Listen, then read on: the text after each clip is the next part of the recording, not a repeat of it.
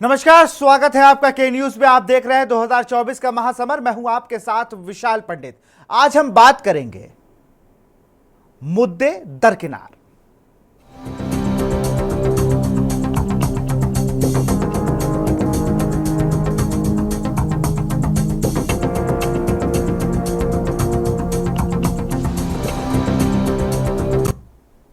शहजादे, शहंशाह, मंगलसूत्र, आरक्षण, झूठ की मशीन, कुछ इस तरह के विश्लेषणों के इर्द गिर्द चुनाव सिमट जा रहा है। पहले चरण में जहां पार्टियों ने अपने घोषणा पत्रों के जरिए जनता के मुद्दे उठाए, वहीं चुनावी रथ के तीसरे चुनाव में पहुंचते पहुंचते जुबानी जंग शबाब पर पहुंच गई। इन सब के बीच जनता के मुद्दे दरकिनार हो गए। सीएम योगी आदित्यनाथ ने सपा कांग्रेस पर आतंकियों का माफिया महिमा मंडन करने का आरोप लगाया, तो पूर्व सीएम अखिलेश यादव ने अपनी सभाओं में भाजपा पे आरक्षण के बदलाव करने का आरोप लगा रहे हैं। चुनाव प्रचार के शुरुआती दिनों में जन सुविधाओं, इंफ्रास्ट्रक्चर, बेरोजगारी, कल्याणकारी योजनाएं, महिलाओं, किसानों व युवाओं की तरक्की के सवाल सबसे ने अपने अपने ढंग से प्रमुखता से उठाए। मुफ्त इलाज से लेकर आटा डाटा फ्री जैसे वादे किए गए। असहिंता इन मुद्दों को जुबानी जंग ने ले लिया है, विरासत कर भी रहा।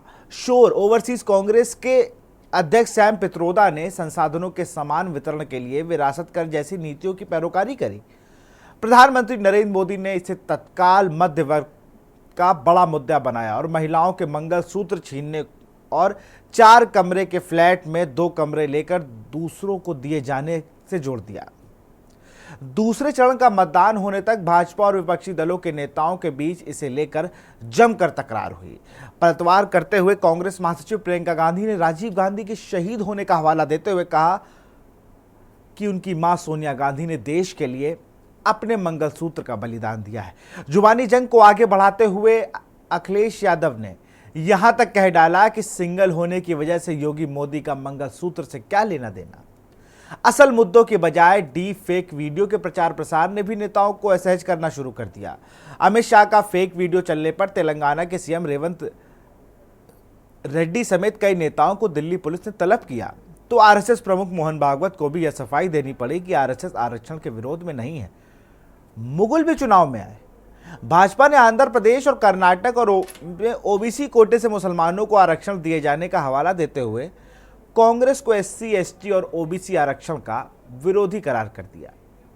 पीएम मोदी ने राहुल गांधी पर निशाना साधते हुए कहा कि कांग्रेस ने चुनाव जीतने के लिए पीएफआई की मदद ली। शहजादे राजा ने महाराजाओं का अपमान किया। वायनाड जीतने के लिए कांग्रेस ने पीएफआई की मदद ली। कांग्रेस राजा महाराजाओं का अपमान करती है, मुगलों को शहजादे गाली नहीं देते। इस पर पीएम मोदी का महलों में रहने वाले शहंशाह बताते हुए प्रियंका गांधी ने उन पर हमला बोला।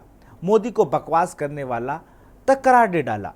वहीं मोदी पाकिस्तान को बीच में लाकर यहां तक कह रहे थे कि राहुल गांधी को भारत का प्रधानमंत्री बनाना चाहती है पाकिस्तान। मुंह ना खुलवाने तक की धमकी भी मिल चुकी है इस चुनाव में। एआईएमआईएम के प्रमुख असदुद्दीन ओवैसी भी जुबानी जंग में पीछे नहीं हटे। उन्होंने यह भी कह दिया कि मेरा मुंह ना खुलवाएं, अगर तुम्हारे मुंह में जुबान है तो मेरे भी मुंह में जुबान है। पीएम मोदी मुसलमानों को घुसपैठिया कहते हैं। जुबानी जंग में कांग्रेस नेता राहुल गांधी पीएम नरेंद्र मोदी को झूठ की मशीन तक कह चुके हैं। तो 3 चरण आए और तीनों चरण में जो फेज है चुनाव का वो कहीं ना कहीं बदल गया। पहले कहा जा रहा था कि भाई मुफ्त बिजली, मुफ्त पानी, इस पर बात होगी। फिर आ गया कि ये अब मैं देख रहा था, एक चीज़ मैं ऐड करना शायद भूल गया, उसमें तो और एक अच्छी चीज़ थी कि फला आदमी चलेगा तो मंदिर भी चला जाएगा। आज कोई कह रहा था कि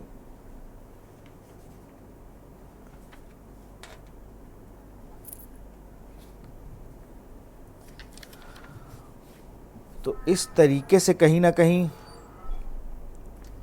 चीज़ों को किया जा रहा है। बात करने के लिए आलोक तिवारी जी हैं, कांग्रेस के नेता हैं, हमारे साथ जुड़ चुके हैं। सर बहुत बहुत स्वागत। बीजेपी से मनदीप सिंह जी हैं।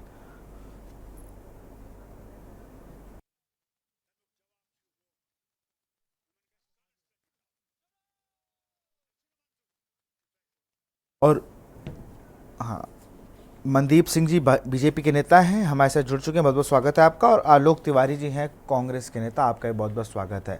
सबसे पहले तो मनदीप जी का ही रुख करूंगा। मनदीप जी, अब बातें उस पर क्यों नहीं हो रही हैं कि आपने वैक्सीन लगवाई, बातें उस पर क्यों नहीं हो रही हैं कि आपने यूनिवर्सिटियाँ खोली, बातें उनमें क्यों नहीं हो रही हैं कि आपने मेडिकल कॉलेज बनाए, बातें घूम फिर के यहाँ कहाँ आ गई कि भैया हम चले गए तो मंदिर बंद हो जाएगा। इस देश की कोई ताकत, इस देश का कोई सरकार किसी मंदिर को बंद कराना चाहेगी नहीं और बंद करा भी नहीं सकती है। किसी में इतनी हिम्मत नहीं है, मुझे तो ये पता है। मुझे देश के संविधान पर भरोसा है और मुझे इस देश की न्यायपालिका पर भरोसा है। वो कोई सरकार आ जाए वो मंदिर को बंद नहीं करा सकती है, या किसी भी धार्मिक स्थल को बंद कराना उसके जिम्मे नहीं है। उसके बाद अब मुद्दों से हट गए हैं। हम बात करते ना कि विदेश नीति में हमने क्या किया, हमें बात करनी चाहिए थी। हम घूम फिर के फिर वही जो सन 76 से मुद्दे चल रहे हैं उन्हीं मुद्दों पे आ गए।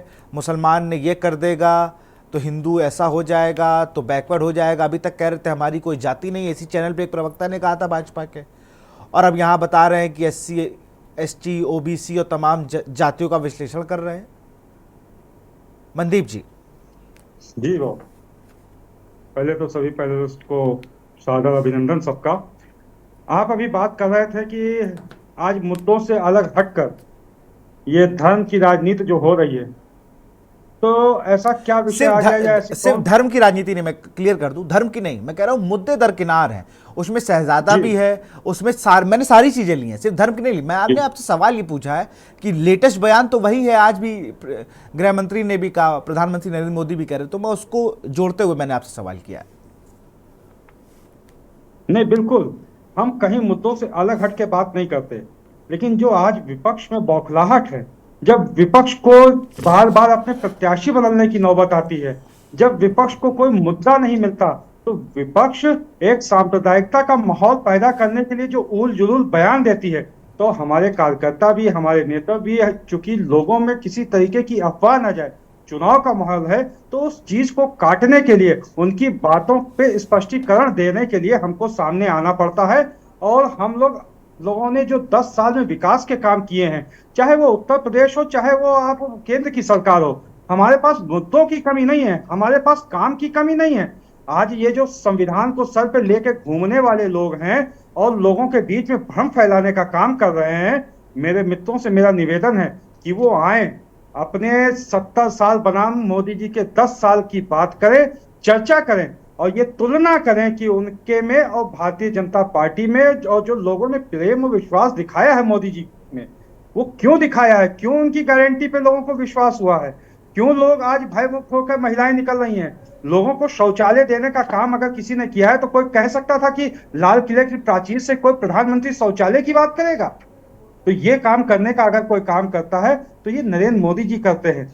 आज मुझे पता नहीं, मैं 70 साल 60 साल इनकी सरकारें रही, मुझे कोई प्रधानमंत्री आवास नहीं दिखाई देता।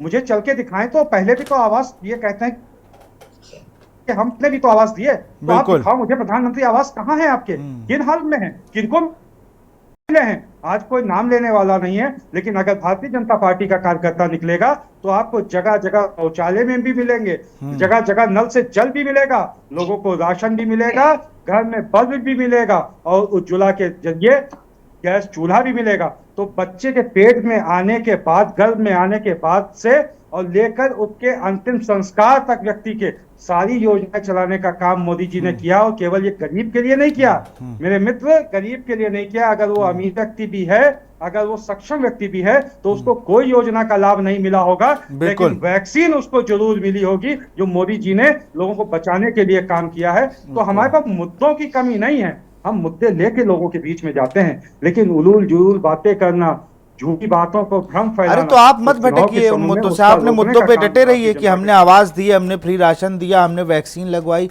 हमने कॉलेज बनवाए, हमने एयरपोर्ट बनवाए। मैं तो खुद गिना रहा हूँ, इतना काम आपकी सरकार ने किया है, तो यही लेके जाइए ना। फिर यहाँ शहजादा, पाकिस्तान और ये दुनियादारी क्यों करते हैं आप लोग? मेरे मित्र, जब इनके लोग कर्नाटक में, आंध्र प्रदेश में, जब ये ओबीसी का आरक्षण कम करके और मानों को देने की बात करते हैं, अभी आपने मोदी का इंटरव्यू सुना है क्या?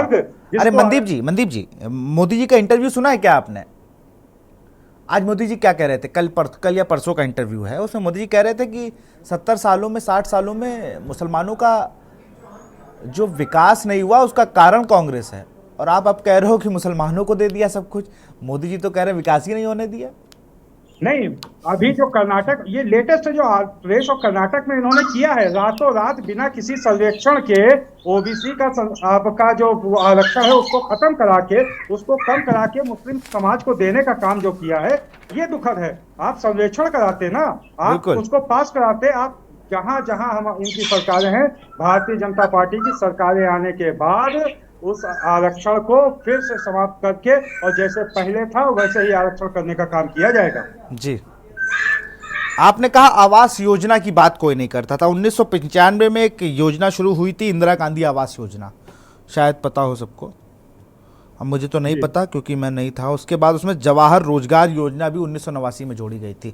इसी पर बात कर लेंगे। आलोक जी हमारे साथ जुड़े हैं, दो गेस्ट और हमारे साथ, मोहम्मद साजिद सपा के प्रवक्ता हैं वो भी जुड़ गए हैं, प्रदीप चौहान जी वरिष्ठ पत्रकार हैं। सर आप दोनों का बहुत बहुत स्वागत है। आप दोनों का रुख करूंगा, उससे पहले आलोक तिवारी जी के पास जाऊंगा। आलोक जी, आपने सुनी लिया, आपके कोई प्रधानमंत्री ने कभी भी शौचालय और ये आवास योजना इनको लेकर कभी लाल किले से बयान नहीं दिया, और ना आप लोगों ने कोई काम किया है, ऐसा भाजपा के प्रवक्ता कह रहे हैं। और आप मुद्दों से भटका रहे हैं, इंडिया गठबंधन के लोग। अभी मैं थोड़ी देर पहले प्रियंका गांधी जी का भाषण सुन रहा था आपके प्रोग्राम में आने के पहले। वो मुद्दों की ही बात कर रही है, राहुल गांधी मुद्दों की ही बात कर रहे हैं। दरअसल इनके पास अब कुछ कहने के लिए नहीं है। इनकी बास्केट में ये वह झूठ, मुसलमान, साहिबजादा। हमारे प्रधानमंत्री की जो भाषा शैली है और जो उनका सारा हिसाब किताब चल रहा है, कितना बिलियो का बेल्ट है, वो कॉन्स्टिट्यूशन की शपथ खा करके आए हैं और कितना झूठ बोल रहे हैं कांग्रेस के मैनिफेस्टो में, वो ये नहीं जानते हमारे प्रधानमंत्री जी के को वैसे कुछ आता जाता है नहीं है। वो वैसे भी बिलो द बेल्ट है। उनको नहीं मालूम कि संविधान के आर्टिकल 18 में किसी को भी सम्राट, राजा जी, रानी साहिब और जो है शहजादा करना बिल्कुल मना है। हमारे प्रधानमंत्री बिल्कुल एंटी कॉन्स्टिट्यूशनल मूड में है। और सो फार कर्नाटक इज कंसर्न, अभी आप देखिए इनके पाप खुल गए हैं। इनके सारा सनातन इनका जो है खुल के आ गया है। विश्व गुरु तो ये बना नहीं पाए, लेकिन बलात्कार भी इन्होंने विश्व गुरु बना डाला। रेवन्ना जिसने 27-28 औरतों का जो है एक मॉलिएस्टिंग और रेप किया, local unit Bharatiya Janata party की कह रही थी कि आप इसे टिकट न दीजिए, और नरेंद्र मोदी उसे संस्कारी कह रहे थे। ये परिवार बड़ा संस्कारी है, इसको आप वोट देंगे तो मोदी को ताकत मिलेगी। आई फेल टू अंडरस्टैंड कि हमारे प्रधानमंत्री को हमेशा बलात्कारी और महिला की छेड़खानी करने वालों से ताकत क्यों मिलती है। आज सिंगापुर में, ये विश्व में नाम कर दिया, सिंगापुर में सोशल मीडिया पर चल रहा कि दुनिया का सबसे बड़े सेक्स स्कैंडल करने वाले को आप जो है क्या कहते हैं, भारत के प्रधानमंत्री बचा रहे हैं। और सरकार तो आपकी थी, आपने रोका क्यों नहीं? नाक कटा दी। वहां सरकार तो आपकी थी। की बात है आलोक जी, सरकार तो आपकी थी, रोक लेते आप। एयरपोर्ट में पुलिस तो, चौराहे से निकला होगा तो पुलिस तो होगी वहां पर, रोक लेते आप, है ना? नहीं नहीं, पहले बताएं इन्होंने ऐसे गुनहगार को टिकट क्यों दिया। दूसरी चीज, आज इन्होंने 70 साल के काम गिना रहे हैं। 70 साल में आज देश की पर कैपिटा इनकम में भारत का आदमी 142वें नंबर पर है। एक जॉबलेस कर्जे में डूबी हुई इकोनॉमी दी, 83% लड़का बेरोजगार बैठा हुआ है। हर घंटे में 2 लड़का सुसाइड कर रहा है बेरोजगार। दूसरी चीज, कैसे काम करते हैं। अरे हंसी आती है, जब कश्मीर कांग्रेस की नीतियों से चल रहा था तो ये निर्भय होकर के वहां चुनाव लड़ते थे, और आफ्टर एब्रोगेशन ऑफ 370 तो अब ये इनकी हिम्मत नहीं हो रही कि कश्मीर में चुनाव लड़े जाकर के। कैसी योजनाएं चलाते हैं, ऐसी योजनाएं लेके आए अग्निवीर, जिसमें बाप के पहले बेटा रिटायर हो जाएगा। भारत की सिक्योरिटी को थ्रेट कर दी भारत के प्रधानमंत्री ने। हमारा लेवल प्ले फील्ड खत्म कर दिया। चाइना का आदमी हमसे 4 साल की सैनिक से लड़ेगा ट्रेनिंग से, और हमारा सैनिक लड़ेगा 6 महीने की। और कितनी अपमान सेना का ये कर रहे हैं कि जो है वो बेचारा से बॉर्डर पर मारा जाएगा और उसे शहीद का दर्जा भी नहीं मिलेगा। अब आइए, माँ भारती के बेटे हैं, माँ भारती के बेटे मणिपुर में मुंह क्यों नहीं दिखा पाए। अब वैक्सीन के सर्टिफिकेट पर मुंह क्यों नहीं दिखा पा रहे हैं। हमारे यहाँ राज्यसभा में हमारे सांसद इमरान प्रतापगढ़ी ने और शिवसेना की सांसद प्रियंका चतुर्वेदी जी ने वैक्सीन का मुद्दा उठाया। सरकार, लोग बड़े बड़े जवान बच्चे मरते रहे, जिम में जाकर के मरते रहे, डांस करते हुए मरते रहे, सब करते हुए मरते रहे। सरकार बेखबर थी। सुप्रीम लंदन की अदालत ने तो 1,000 करोड़ रुपया या पाउंड जुर्माना लगा दिया।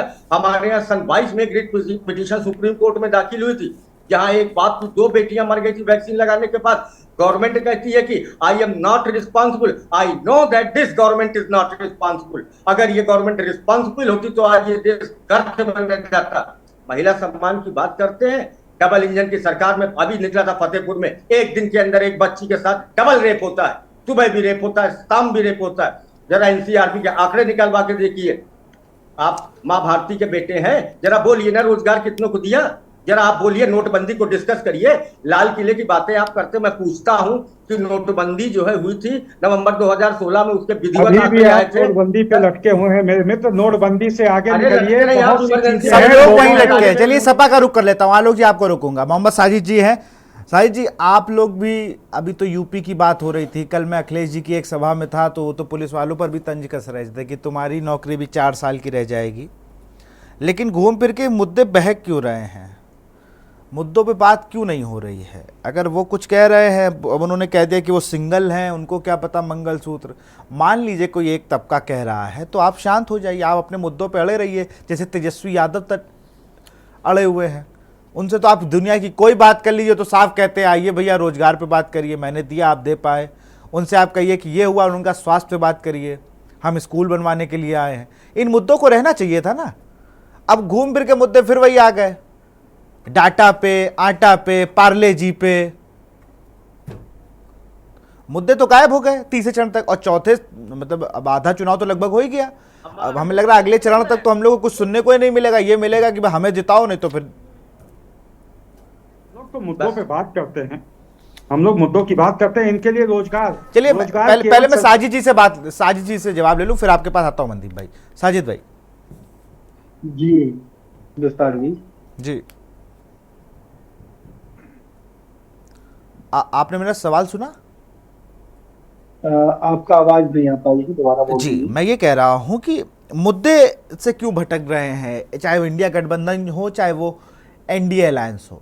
सब लोग ये बात कर रहे हैं कि भाई इन्होंने ये किया, हमने ये किया, घूम फिर के फिर हम वहीं पहुंच गए जहां से हमने शुरुआत की थी, जहां से हम 2000 के इलेक्शन से लेकर अभी तक चलते चले आए। हिंदू मुस्लिम में फिर हम आ गए हैं, एक दूसरे पर आरोप प्रत्यारोप कर रहे हैं, लेकिन मूल मुद्दे गायब हैं। सिर्फ बिहार में ऐसी सभाएं हो रही हैं जहां पर यह कहा जा रहा है कि भाई हम आएंगे तो हम आपको, वो भी सिर्फ तेजस्वी यादव कह रहे हैं, मुझे कोई कहने में गुरेज नहीं है, वहां सिर्फ तेजस्वी यादव कह रहे हैं कि हम स्कूल देंगे, ये देंगे, वो देंगे। लेकिन यूपी और अन्य जगह यहां पर तो बिल्कुल पाकिस्तान, औरंगजेब, शाहजहां, बाबर और ना जाने कौन कौन आ चुका है।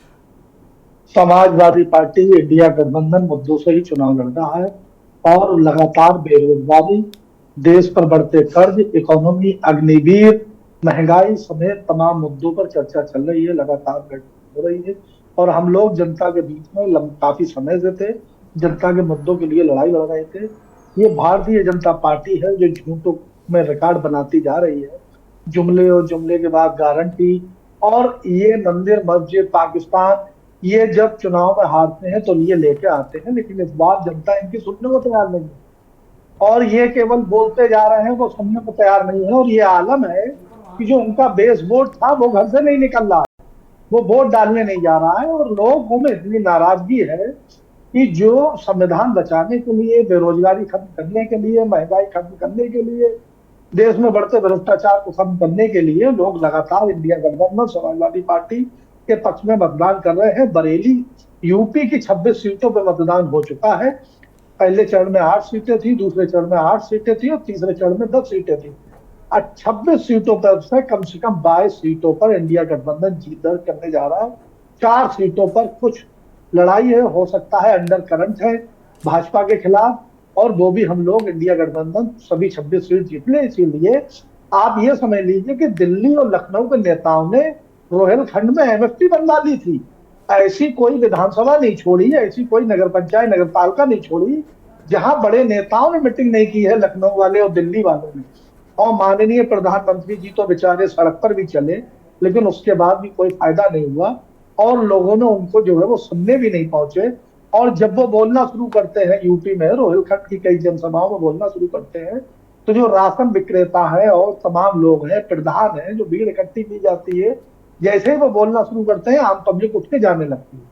तो ये आलम है, इनको अब कोई सुनने को तैयार नहीं है। जनता इनको नकार चुकी है, इनका असली रूप उनके सामने आ चुका, क्योंकि 10 सालों में इन्होंने कोई विकास नहीं किया था। ये 10 साल की सरकार में जनता के बीच में विकास बताते हैं, लेकिन ये विकास बताने के बजाय फिर वही पाकिस्तान और साहब जो है मुसलमान मंदिर मस्जिद इन्हीं सब मुद्दों पे आए और बड़े बड़े विज्ञापन। निर्वाचन आयोग को कार्रवाई करनी चाहिए। ऐसा लगता है जैसे आचार संहिता का पालन इंडिया गठबंधन विपक्षी दल तो कर रहे हैं, भाजपा ने नियमों को ताक में रख दिया है, कहीं कोई पालन नहीं। वो उनके विज्ञापनों में भी मंदिर और ये सब चीजें दिखाई पड़ रही हैं। तो लेकिन जनता किसी को सुनने को तैयार नहीं है। जनता बहुत ऊब चुकी। अब जो जनता आज किससे ऊब गई है और किसके भाषण पसंद कर रही है ये देखना होगा, क्योंकि ये बहुत ही गंभीर विषय है कि हम अपने मूल मुद्दों से हटते हैं और फिर ये सब चीज़ें होती हैं। हमारे साथ प्रदीप चौहान जी हैं, वरिष्ठ पत्रकार है। सर, सब सारी पार्टियों को आपने सुना, आपको क्या लगता है जो मैंने सवाल पूछा है वो कहाँ तक जायज़ है? कि मैं तो मुद्दों पे ही बात करने के लिए बैठा हूँ, मैं मुद्दों को जो भी नहीं करेगा, इसलिए मैं किसी एक पार्टी को ब्लेम नहीं कर रहा हूँ। मैं दोनों पार्टियों को कटघरे में करता हूं कि आप मुद्दों से अब अलग जा रहे हैं तीसरे फेज के बाद से। प्रदीप जी। सर अनम्यूट कर लीजिए अपने आप को। हाँ, आ रही है आवाज? जी सर आ रही है। हेलो जी आ रही है आवाज। हाँ, एक बार प्रश्न दोहराएंगे क्या? मैं ये कह रहा हूं कि जिस तरीके से मैं सवाल जो मैंने उठाया है कि भाई मूल मुद्दे कहाँ गायब हो गए तीसरे फेज में आते आते। अब पार्टियां शहजादे का जवाब देने लगी हैं। अब एक पार्टी कह रही है कि राम मंदिर में ताला लग जाएगा अगर हम चले गए, एक कह रहा है कि इन्होंने एक महाशक्ति बना देंगे कि वो मंदिरों में कोई जा नहीं पाएगा। तो ये सब चुनाव में तीसरे फेज से ही शुरू हो गया। अब तो आखिरी फेज तक क्या क्या हम लोग को सुनना पड़ेगा।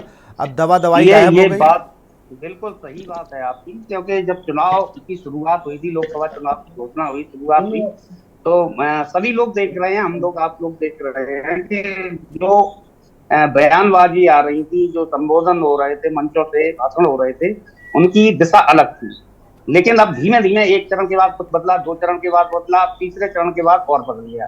इसका सीधा सीधा ये है कि ये कोई भी राजनीतिक दल हो, मैं नहीं कहता कि भाजपा ऐसा कर रही है या सपा कर रही है या कांग्रेस कर रही है या आप पार्टी कर रही है, ये सारे के सारे लोग मूल मुद्दों से भटककर केवल वोट की खातिर, एक तो ध्रुवीकरण की राजनीति, सीधी सीधी, चाहे प्रधानमंत्री हो चाहे यूपी के मुख्यमंत्री हो, उनके भाषणों में सीधा सीधा इस तरह की बयानबाजी होने लगी है। शहजादे की बात कर रहे हैं या मंदिर मस्जिद की बात आप करते हैं, तो सीधा सीधा ध्रुवीकरण होना चाहिए। इस चुनाव को पहले विकास के मुद्दे पर लड़के देखा गया, हो सकता है फीडबैक गलत मिली हो, कुछ ऐसा मिला हो इन लोगों को कि इससे बात बनने वाली नहीं है।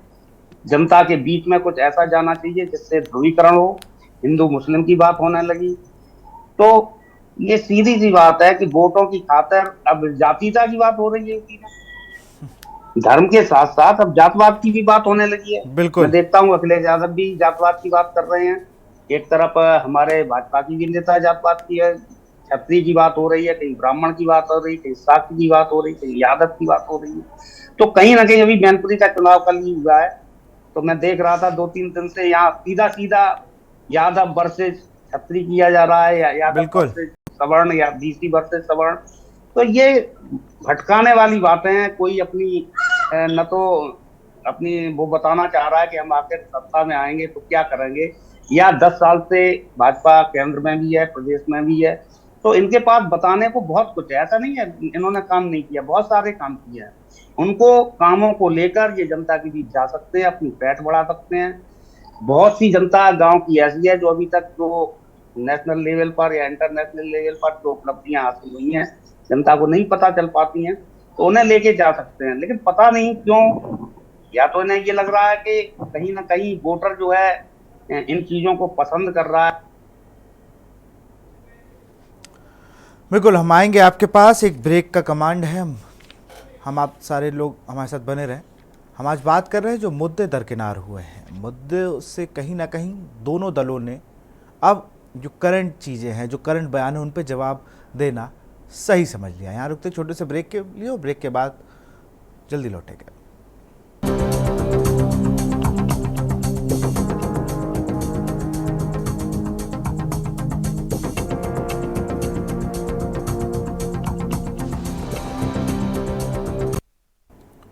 ब्रेक के बाद आपका स्वागत है और सीधे रुक करते हैं हम मोहम्मद साजिद हमारे साथ जुड़े हुए सपा प्रवक्ता, उनके पास चलेंगे, फिर मनदीप सिंह पे प्रतिक्रिया लेंगे। साजिद भाई, मैनपुरी का चुनाव को तो बदल ही दिया था आप लोगों ने, या कहूँ कि ठाकुर जयवीर सिंह ने, क्योंकि नाम के आगे उन्होंने बहुत बड़ा बड़ा लिख ही दिया था। महाराणा प्रताप की मूर्ति पर जिस तरीके से बवाल हुआ, फिर गाली गलौज की बात कही अखिलेश यादव ने, फिर मंदिर को धुलवाया गया अखिलेश यादव जब मंदिर कन्नौज से आए, तो फिर ये सारी चीज़ें।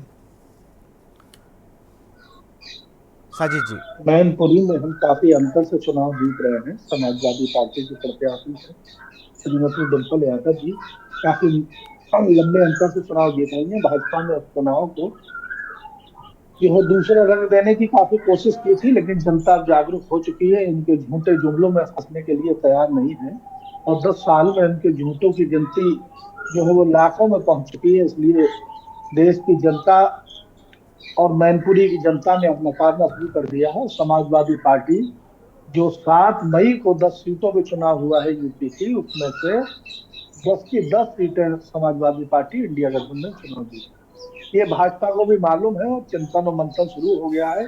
घटती वोटिंग और उनके खिलाफ देश में बनते माहौल को लेकर वो फिक्रमंद है। इसके लिए आज उनकी मीटिंग भी होने की उम्मीद है।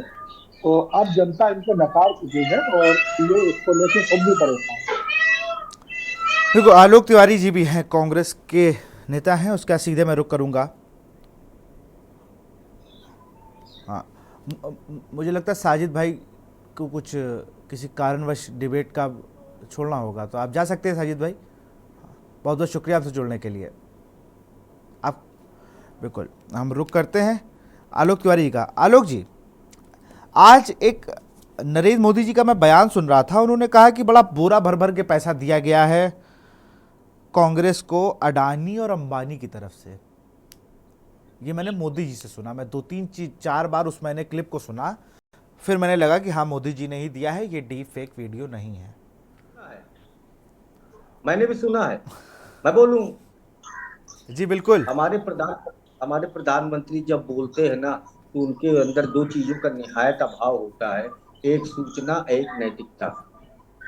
हमारे प्रधानमंत्री जी की चोरी अभी खुली है सुप्रीम कोर्ट में, इलेक्टोरल बॉन्ड में कितना भर भर रुपया गया। अरे कितना बड़ा पाप किया भगवान धन्वंतरी के देश में, जो दवाएं जो है नकली दवा बना रही थी, दवा कंपनियां, गवर्नमेंट के महकमे उनको जो है क्या कहते हैं नोटिस दे रहे थे, प्रधानमंत्री इलेक्टोरल बॉन्ड में रिश्वत खा रहे थे। इसका क्या इन्फ्रेंस निकलता है कि they continue making the bad. उन्होंने कितना मौतें कराई। दूसरी चीज, प्रधानमंत्री के पास सारी हथियार भेज दे, कितना टेम्पो रुपया गया, बातें बगाड़ने से क्या होगा।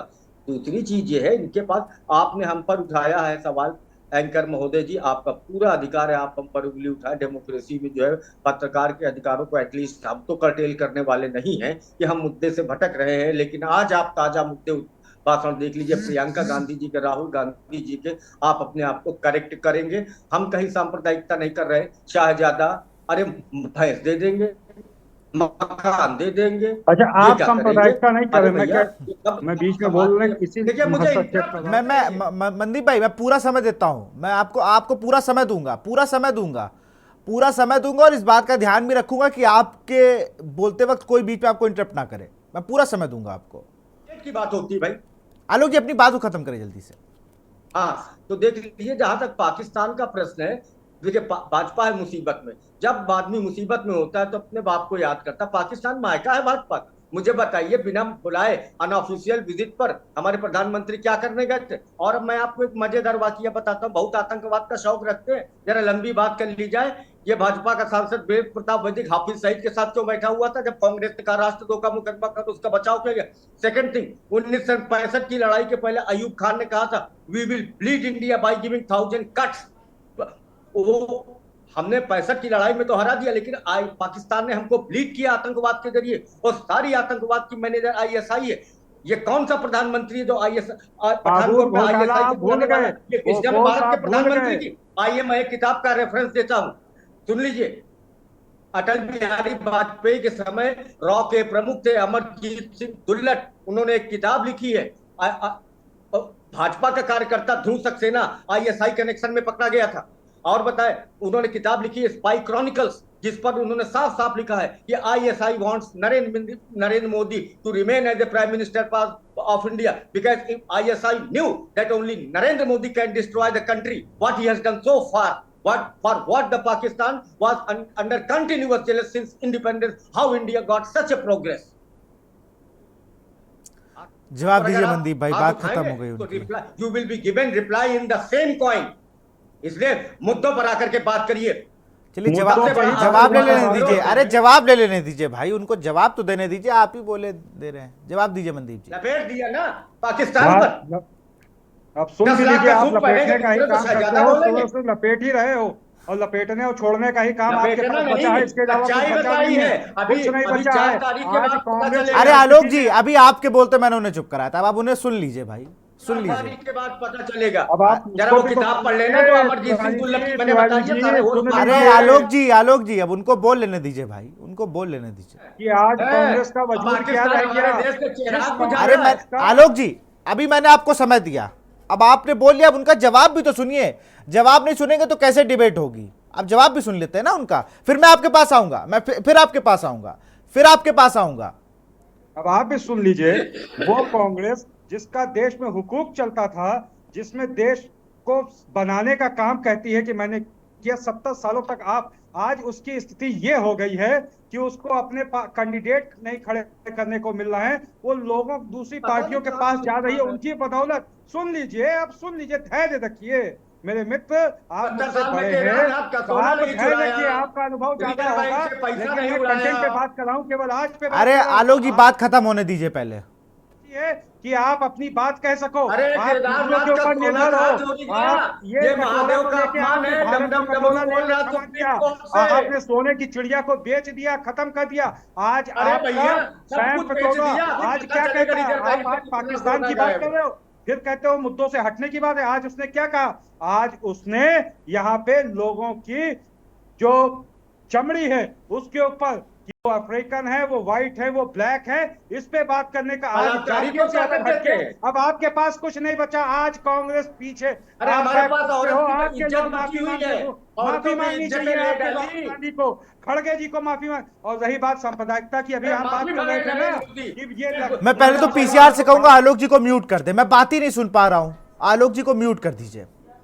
सबसे ज्यादा हक अल्पसंख्यकों का है, और अल्पसंख्यकों में भी सबसे ज्यादा हक केवल मुसलमानों पे है। कहाँ चला गया वो? कहाँ चला गया? आपने कहा था। अब रुक जाइए मनदीप जी, रुक जाइए मनदीप जी, रुक जाइए। पहले तो मैं फिर से बता दूं, ये मछली बाजार नहीं है। आपने अपनी बिल्कुल ये शांत होने को कहा। ये मछली बाजार नहीं है, उस पर तो मैं आपको पूरा समय दे चुका हूं आलोक जी, मैंने आपको पूरा समय दिया है, मैंने आपको पूरा समय दिया है। अब उनको अपनी बात को पूरा होने दीजिए। मैं आपको पूरा समय फिर दूंगा, मैं डिबेट में आपको फिर मौका दूंगा। अब मनदीप जी अपनी बात को आप खत्म करें।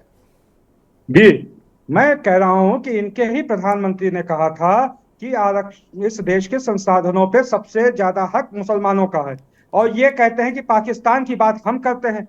हम अगर किसी के लिए बात करें, पहली चीज तो ये करेक्ट कर लिए, मुसलमान और पाकिस्तान में क्या ताल्लुक है ये बता दीजिए। मुसलमान और पाकिस्तान को आप क्यों जोड़ रहे हैं? नहीं, मैं मुसलमान पाकिस्तान की बात नहीं कर। इन्होंने कहा ना कि वहां बिरयानी खाने गए थे, वहां पे आज फारूक अब्दुल्ला के चरण में आप बैठे हुए हो। क्या फारूक अब्दुल्ला की तरफ पैरों में घुंघरू बना के हम लोग वहां से चले जाएं, देश की जनता पाकिस्तान परस्त हो जाए? आज पीओके चिल्ला रहा है कि हमको कोई बचा सकता है तो केवल मोदी जी बचा सकते हैं। आपके राम गोपाल यादव जी ने क्या कहा? 370 बेकार है। राम मंदिर की बात न करिए, बेकार की बात है।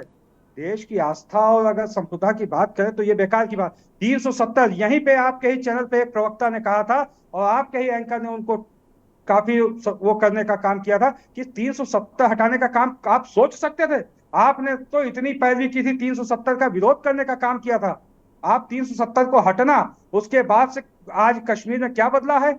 एक देश में दो निशान, दो विधान कैसे चलेंगे? बिल्कुल नहीं चलेंगे, जो बिल्कुल। कहा वो मजबूती के साथ करने का काम किया है, और आने वाले 5 सालों में 2024 के बाद आप देखिएगा, आपको जो नया भारत है ना, इनके पास न नेता है, न नेतृत्व है, न नीति है, न किसी तरीके का कोई निर्देशन है। ये केवल ये हाथ फैलाए हुए हो तिवारी जी, ये हाथ आपके फैले रह गए अपने लोगों के लिए कि एक, हाँ बस ऐसे ही आपने कहा था एक सीट दे दो, ऐसे ही आपने कहा था एक सीट दे दो, और आपको सीटें नहीं मिल रही, प्रत्याशी नहीं मिल रहे। क्या हो गया अमेठी में? क्यों नहीं लड़े अरे अमेठी से भी क्यों ऊपर बढ़ पहुंच गए जाइए भाई, रायबरेली? अमेठी से ऊपर बढ़ जाइए। आपको भी तो नहीं मिला ना ब्रिजभूषण का तोड़, आपने उनके लड़के को दे दिया ना टिकट, आपको मिला क्या? हमने ब्रिजभूषण के लड़के को क्या टिकट दिया? हमने ब्रिजभूषण का टिकट काटने का भी तो काम कहाँ किया। कह रहा अगर कोई नेता भाई, वो तो कहे दबदबा था, लड़के को ले आए, 33 साल की उम्र में सांसदी बना रहे हैं, एक लड़का विधायक है। आपके था किसी का तो भैया आप भी किसी को और ले आते। एक पांडे जी थे, बड़ा परेशान थे, उनको टिकट दे देते। आपने भी कहा कि आप भी तो परेशान थे, आखिरी तक नहीं दे पाए। आपने भी अंबेडकर नगर में किसी कार्यकर्ता को टिकट दिया क्या? रितेश पांडे कौन सी पार्टी से आते हैं? शरण सिंह का आप मुकाबला बता राहुल दिए, गांधी। अंबेडकर नगर से जिस प्रत्याशी को टिकट दिया गया है वो कौन सी पार्टी से आए हैं? अगर आप उनसे उनका मुकाबला कर रहे हैं तो मुझे कोई गुरेज नहीं अरे है। मैं मुकाबला उनसे नहीं कर रहा हूं भाई साहब, मैं तो बता रहा हूं। अगर अमेठी में किशोरी लाल शर्मा लड़ रहे हैं तो इसमें तो बीजेपी खुश हो। राहुल गांधी जहां जाना था चले गए, जहां से लड़ रहे हैं वहां से लड़ रहे हैं, उनको बधाई देनी चाहिए कि भैया तुम ठीक है वहीं रहो। और जो उनके खिलाफ लड़ रहा है वो भी पूर्व कांग्रेसी है।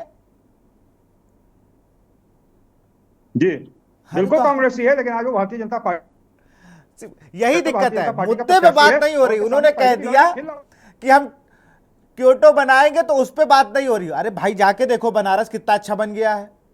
राम मंदिर की बात हो रही तो राम मंदिर गया कोई नहीं है जितने ये बयान दे रहे हैं, लेकिन राम मंदिर जाए तो समझ जाएंगे। मंदिर भी जल्दी से अपनी बात को खत्म करें। मैं सुन नहीं पाया भाई साहब आपकी बात। मैं कह रहा हूं अपनी बात को खत्म करें। जी नहीं, राम मंदिर जाने की बात ये करते हैं, इनको सांप्रदायिकता केवल भारतीय जनता पार्टी अगर राम का नाम ले ले, सनातन का नाम ले ले, राष्ट्रवाद की बात कर, पाकिस्तान की बात कर दे, या किसी तरीके की कोई भारत को परम वैभव पे ले जाने की बात कर दे, तो इनको लगता है भारतीय जनता पार्टी कम्युनल हो गई, सांप्रदायिक हो गई। इनको जिसके देख के लोगों को वो तेजस्वी यादव की बात करते थे, नवरात्र के समय वो मछली दिखा के क्या दिखाना चाहते थे? किसको चढ़ाने का काम कर रहे थे? जनता पार्टी के कार्यकर्ताओं को मैं उस चढ़ाने? पर शो कर चुका हूं और मैंने पहले ही बताया था। अब आप थे या कोई और भाजपा प्रवक्ता था, वो एक दिन पहले का वीडियो था, उन्होंने बकायदा डेट मेंशन करके डाला था। चलिए अब फाइनल कमेंट लूंगा मैं प्रदीप जी से और फिर डिबेट को क्लोज करूंगा। प्रदीप जी करके डाला, और ये किस दिन पहला नवरात्र था। चलिए उसके बाद बिल्कुल अखिलेश बिल्कुल किसी दिन फिर से चर्चा कर लेंगे कि भारत में क्या क्या खाना चाहिए क्या क्या नहीं। फिर मैं आपको बिल्कुल, आपको और आलोक तिवारी दोनों को ही इनवाइट करूंगा, फिर हम तीन ही लोग इस पर खाने पे चर्चा कर लेंगे इसी शो पे। अभी फिलहाल प्रदीप जी से मैं फाइनल कमेंट लूंगा और फिर मैं डिबेट को क्लोज करूंगा। प्रदीप सर। जी सर, अपना अपना नजरिया है, अपने अपने वो है। मैं तो ये देख रहा हूँ, अभी भाजपा के प्रवक्ता बता रहे, अगर एक चीज और मेरे दिमाग में अक्सर आती है और मेरी लोगों से चर्चा होती, भाजपा के लोग भी अभी ये कहने लगे हैं कि इनके मोदी जी जो हैं ये क्या संगठन से ऊपर उठ गए हैं क्या? मोदी की सरकार, वोट जाएगा मोदी को जाएगा, जो कुछ करेंगे मोदी करेंगे। क्या भाजपा कहीं अलग हो गई है, या ये संगठन से ऊपर व्यक्तित्ववाद हावी हो गया है भाजपा के अंदर? ये भी एक सवाल होना चाहिए इन लोगों के साथ। इसका क्या जवाब देंगे क्या? बिल्कुल, अगर क्या संगठन से ऊपर उठ के क्या केवल मोदी, बस भाजपा कार्यकर्ता खत्म, भाजपा नेता खत्म, भाजपा के सारे मंत्री खत्म, जो है सब मोदी, वोट भी मोदी, सरकार भी मोदी, गारंटी भी मोदी, आखिर क्या? मुझे तो लग रहा है नाम ना चेंज हो जाए कहीं। प्रदीप जी, जब भारतीय जनता पार्टी नहीं, किसी भी पार्टी का जब कोई नेतृत्व, शीर्ष नेतृत्व में बैठा होता है तो सरकार उसी की कहते हैं। आप ही लोग ये कहते हैं कि योगी सरकार चल रही है, मोदी सरकार चल रही है, और वहां पर सरकार चलना एक अलग बात, सरकार चलना एक बात, मैं आपके गारंटी पीछे अलग बात। कहिए, यहां पर योगी की गारंटी तो नहीं है, अखिलेश की गारंटी तो नहीं थी, कांग्रेस की गारंटी वो कह रहे हैं, कांग्रेस का न्याय पत्र वो कह रहे हैं, ऐसा मुझे लगता है। ये मोदी का संकल्प, मोदी की गारंटी क्या है, वो ये पूछना चाह रहा है। उस गारंटी पे विश्वास कर रही है, और मोदी की गारंटी कार्य पूर्ण होने की गारंटी है, जो हमने अपने अच्छा, आप जो मान लीजिए जैसे मोदी जी की गारंटी है और राजनाथ सिंह है, तो ये क्या पूरी नहीं कर पाएंगे? कहते हैं भाजपा क्योंकि सरकार आने की वाले गारंटी समय क्यों में भी नहीं है? हमारा नेता बदलने वाला नहीं है। मोदी जी ही इस देश के प्रधानमंत्री हैं और मोदी जी ही इस देश के प्रधानमंत्री रहेंगे, क्योंकि जनता ने तो क्या मत, इसलिए हम मोदी इनके की साथ गारंटी कहते हैं। इसको हम ये नहीं कहेंगे कि प्रदीप जी की गारंटी है या तिवारी जी की गारंटी है या मंदिर जी, जो इस देश का नेतृत्व कर रहा है, जिसपे लाखों करोड़ों लोगों का विश्वास है, जिसकी गारंटी। और ये दूसरी विपक्ष वाले जो दूसरों की गारंटी पे खुद बाहर आज जेलों से बाहर घूम रहे हैं, उनकी गारंटी नहीं पे नहीं, कौन विश्वास ये करेगा? इसी की ये गारंटी नहीं है, इसलिए आज देश कहता है, हम नहीं कहते, देश कहता हो। रही बात संगठन की, तो माननीय मोदी जी राष्ट्रीय महामंत्री रहे हैं संगठन के, प्रचारक से निकले हैं मोदी जी। तो संगठन उनको नहीं सिखाया जाता, संगठन से ही निकला हुआ व्यक्ति आज देश के सर्वोच्च पद पे बैठा हुआ है। इसलिए हम सब संगठन के कार्यकर्ता, हम लोगों को उन्होंने पढ़ाने का, कार्यकर्ता बनाने का काम किया है। इसलिए ये नहीं कह सकते कि आज वो पार्टी से ऊपर हो गए। वो जहां भी खड़े होते हैं, वो जीतने के बाद चुनाव जिस दिन खत्म होता है, उस दिन भारतीय जनता पार्टी के कार्यालय में जाते हैं। जिस दिन चुनाव परिणाम आता है किसी प्रदेश का, भारतीय जनता पार्टी के कार्यालय में जाते हैं, कार्यकर्ताओं का आभार चलिए व्यक्त बिल्कुल करते मिल हैं। गया जवाब। शायद प्रदीप जी समझ भी गए होंगे कि क्या जवाब है और कौन कितना बड़ा। आलोक जी बहुत बहुत शुक्रिया हमसे जुड़ने के लिए। मनदीप सिंह जी आपका भी बहुत बहुत शुक्रिया। मोहम्मद साजिद जी सपा प्रवक्ता थे, आपका भी बहुत बहुत शुक्रिया। और प्रदीप चौहान जी आपका भी बहुत बहुत शुक्रिया। तो मुद्दे ऐसे ही बयानों से, ऐसे ही चीज़ों से फिर जाते हैं। इस डिबेट में भी हुआ। हम बात अगर करेंगे राशन की तो बात होगी शहजादे की। हम बात अगर करेंगे कि ये आपके अधिकारों को छीन लेंगे तो बात होगी मंगलसूत्र की।